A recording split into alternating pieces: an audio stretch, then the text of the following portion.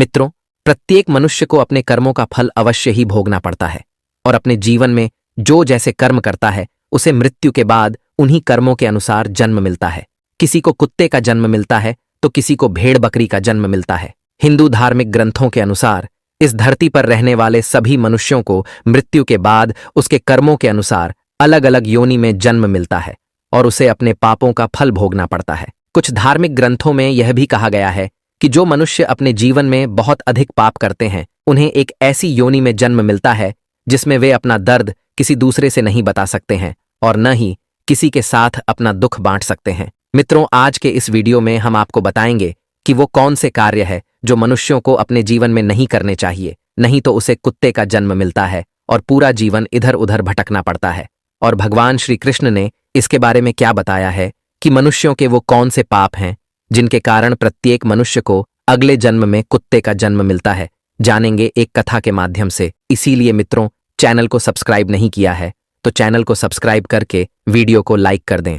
मित्रों, एक समय की बात है जब देवी राधा भगवान श्री कृष्ण जी से मिलने के लिए जाती हैं और भगवान श्री कृष्ण जी से कहती हैं, प्रभु, आज जब मैं आपसे मिलने के लिए आ रही थी तो मैंने देखा कि एक कुत्ता भोजन की तलाश में इधर उधर भटक रहा था और वहीं पर एक मनुष्य भोजन कर रहा था। तभी वो कुत्ता उसके पास जाकर बैठ गया और कुत्ता सोच रहा था कि अभी ये मुझे भी रोटी खिलाएगा, किंतु उस मनुष्य ने अकेले ही भोजन कर लिया और उस कुत्ते को रोटी के एक टुकड़ा भी नहीं दिया। फिर कुत्ता भूखे पेट ही वहां से चला गया। और प्रभु, इसे देखकर मेरे मन में दो प्रश्न उठ रहे हैं और मैं चाहती हूँ कि आप मेरे दोनों प्रश्नों के उत्तर देकर मुझे संतुष्ट करें। तो भगवान श्री कृष्ण मुस्कुराते हुए बोले, हे देवी, तुम्हारे मन में जो भी प्रश्न हैं मुझे निश्चिंत होकर बताओ, मैं तुम्हारे प्रश्नों के उत्तर अवश्य ही दूंगा। तो देवी राधा बोली, प्रभु, मेरा पहला प्रश्न ये है कि किस पाप के कारण मनुष्यों को कुत्ते का जन्म मिलता है और वो कौन से कार्य हैं जो मनुष्य को अपने जीवन में कभी नहीं करने चाहिए, नहीं तो उसे कुत्ते का जन्म मिलता है। और मेरा दूसरा प्रश्न ये है कि कुत्ते को रोटी खिलाने से हमें कौन सा पुण्य मिलता है। तो भगवान श्री कृष्ण बोले, हे देवी, मैं तुम्हें एक कथा सुनाता हूँ जिसे सुनकर तुम्हें तुम्हारे प्रश्नों का उत्तर मिल जाएगा, किंतु कथा को पूरा मन लगाकर सुनना। तो देवी राधा बोली, प्रभु, आप कथा सुनाइए, मैं कथा को पूरा मन लगाकर सुनूंगी। तो कथा को सुनाते हुए भगवान श्री कृष्ण ने कहा, एक समय की बात है जब भगवान श्री राम सभा लगाकर अपनी सभा में बैठे हुए थे, तभी उन्हें एक कुत्ते की रोने की आवाज सुनाई देती है। तो वो सभा में मौजूद द्वारपाल से उस कुत्ते को वहां से भगाने के लिए कहते हैं।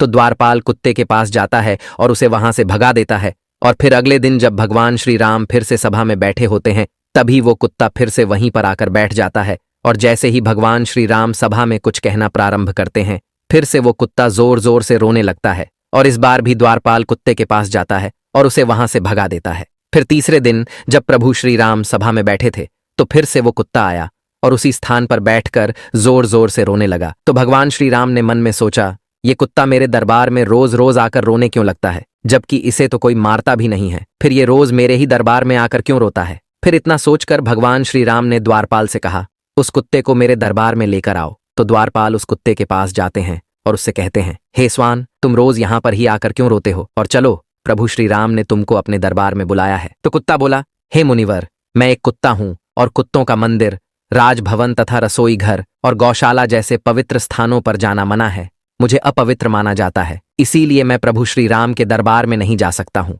तुम प्रभु श्री राम से जाकर कह दो, यदि उन्हें मुझसे मिलना है तो वो यहाँ पर आ जाएं, किंतु मैं वहां पर नहीं जा सकता। कुत्ते की ये बात सुनकर द्वारपाल प्रभु श्री राम के पास जाता है और कुत्ते द्वारा कही गई सारी बातें उन्हें बताता है। फिर भगवान श्री राम कुत्ते के पास आते हैं और कहते हैं, हे स्वान, तुम रोज मेरे दरबार में आकर क्यों रोते हो, क्या मेरे द्वारपाल ने आपको मारा है या फिर मुझसे कोई गलती हो गई है। तो कुत्ता बोला, नहीं प्रभु, नहीं आपसे कोई गलती हुई है, नहीं आपके द्वारपाल ने मुझे मारा है। तो भगवान राम ने कहा, फिर रोज तुम मेरे दरबार में आकर क्यों रोते हो। तो कुत्ता बोला, प्रभु, एक सन्यासी ने मुझे पत्थर से मारा है, जिसके कारण मेरा एक पैर टूट गया है और अब मुझसे सही से चला भी नहीं जाता है और मुझे बहुत पीड़ा भी हो रही है, इसीलिए प्रभु मैं आपके दरबार में आकर रोता हूँ। प्रभु, मैंने सुना है कि आप सबका न्याय करते हैं, तो प्रभु मेरा भी न्याय कीजिए और उस सन्यासी को सजा दीजिए। तो उस कुत्ते की ये बात सुनकर प्रभु श्री राम बहुत अधिक दुखी हुए और अपने सैनिकों से कहा, उस सन्यासी को मेरे दरबार में लेकर आओ, मैं उसे अवश्य ही सजा दूंगा। फिर सैनिक जाते हैं, उस सन्यासी को प्रभु श्री राम के दरबार में लेकर आते हैं। फिर प्रभु श्री राम उस सन्यासी से कहते हैं, क्या ये जो कुत्ता बोल रहा है सत्य है, तुमने इस कुत्ते को पत्थर से मारा है जिससे इसके पैर में बहुत अधिक चोट आई है और अब इस कुत्ते को बहुत अधिक पीड़ा हो रही है और यह ठीक से चल भी नहीं पा रहा है। इसने क्या अपराध कर दिया था जो तुमने इसे इतनी बड़ी सजा दी है कि इसका पैर ही तोड़ दिया है? तो वह सन्यासी बोला, प्रभु, मैं अपनी झोली लेकर भिक्षा मांगने के लिए रास्ते से जब जा रहा था, तभी ये कुत्ता मेरे पास आया और अपनी पूंछ हिलाने लगा, और जब मैंने इसे खाने के लिए कुछ नहीं दिया तो इसने मेरी भिक्षा का अन्न छू लिया था, जिसके कारण मैंने क्रोध में आकर पत्थर उठाकर इसको मार दिया, और पत्थर बहुत अधिक बड़ा होने के कारण इसका पैर टूट गया। सन्यासी की यह बात सुनकर प्रभु श्री राम उस सन्यासी पर बहुत अधिक क्रोधित हुए और उन्होंने सन्यासी से कहा, ये कुत्ता एक अज्ञानी जीव है, इसने अपना पेट भरने के लिए ऐसा किया। इसे इतना ज्ञान नहीं है कि किसी का अन्न नहीं छूना चाहिए, इसीलिए इस कुत्ते ने ऐसा किया। किंतु आप तो एक सन्यासी हैं, आपके अंदर तो ज्ञान है कि किसी भी जीव को इस तरह से नहीं मरना चाहिए, फिर भी आपने इस जीव को मारा। इसीलिए अपराध इस कुत्ते ने नहीं, बल्कि अपराध तो आपने किया है। आप इतने बड़े ज्ञानी होते हुए भी इस कुत्ते को मारा है, इसीलिए अपराधी आपको ही माना जाएगा। फिर प्रभु श्री राम ने उस कुत्ते से कहा, ये सन्यासी तुम्हारा अपराधी है, और अब तुम ही बताओ कि इस सन्यासी को क्या सजा दी जाए। तो कुत्ते ने कहा, प्रभु, इस सन्यासी को किसी नगर का राजा बना दीजिए। तो प्रभु श्री राम ने कहा, ठीक है, इसे एक नगर का राजा बना दिया जाएगा। और फिर उस सन्यासी को सुंदर वस्त्र पहनाकर एक घोड़े पर बिठा दिया और उस सन्यासी को एक महल में ले गए और वहां के एक नगर का राजा बना दिया गया। फिर जब वो सन्यासी राजा बन गया तो बहुत अधिक खुश था और मन में सोचने लगा, वो कुत्ता सच में बिल्कुल पागल ही था। मैंने उसका पैर तोड़ दिया था और उसने मुझे सजा देने के बजाय मुझे इस नगर का राजा बना दिया। फिर यह बात किसी की समझ में नहीं आ रही थी कि उस कुत्ते ने सन्यासी को सजा देने के बजाय उसे नगर का राजा क्यों बना दिया। तो कुछ लोग इसी प्रश्न का उत्तर जानने के लिए प्रभु श्री राम के पास गए और प्रभु श्री राम से पूछने लगे, प्रभु, इस कुत्ते ने इस सन्यासी को सजा देने के बजाय महल का राजा क्यों बना दिया, जबकि उस सन्यासी ने तो कुत्ते का पैर तोड़ दिया था। तो इस कुत्ते को तो उस सन्यासी को सजा देनी थी। लोगों की ये बात सुनकर प्रभु श्री राम ने कहा, इस प्रश्न का उत्तर तो आप लोगों को वह कुत्ता ही दे सकता है कि आखिर उसने ऐसा क्यों किया। तब सभी लोग उस कुत्ते के पास गए और उस कुत्ते से पूछा, आपने उस सन्यासी के साथ ऐसा क्यों किया है? उसे सजा देने के बजाय उसे एक नगर का राजा बना दिया, जबकि उसने तो तुम्हारा एक पैर तोड़ा था। तो कुत्ता मुस्कुराते हुए बोला, तुम जानना चाहते हो कि मैंने उस सन्यासी को सजा देने के बजाय उसे एक नगर का राजा क्यों बना दिया? तो सुनो, मैं भी पिछले जन्म में एक नगर का राजा था और मैं गरीबों पर खूब अत्याचार करता था। मेरे नगर में जितने भी लोग थे सभी बहुत अधिक गरीब थे और वो दिन भर खेतों में मेहनत मजदूरी करके जो अन्न उगाते थे उसमें से आधा मैं ले लेता था, और जो भी मुझे अपने अन्न में से आधा हिस्सा नहीं देता था उसे मेरे सैनिक बहुत मारते पीटते थे और उनकी मेहनत का धन मैं हड़प लेता था। पिछले जन्म में मैंने बहुत सारे पाप किए थे, इसी कारण इस जन्म में मुझे कुत्ते का जन्म मिला है और अब मैं पिछले जन्म में किए गए पापों का फल भोग रहा हूं।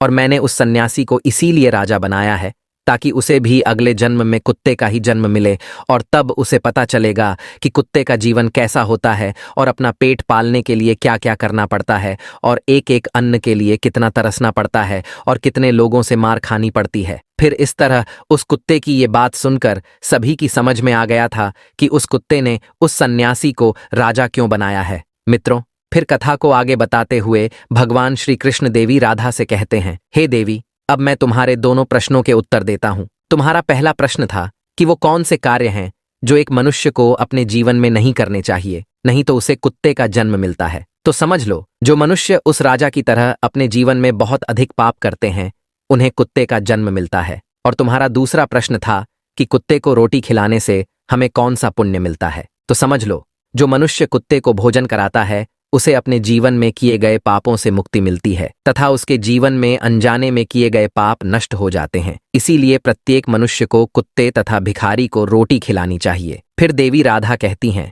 प्रभु, पृथ्वी लोक पर कुछ मनुष्य ऐसे भी हैं जो द्वार पर आए कुत्ते को मारकर भगा देते हैं और कभी भी कुत्ते तथा गाय को रोटी नहीं खिलाते हैं, परंतु वो लोग पूजा पाठ बहुत अधिक करते हैं।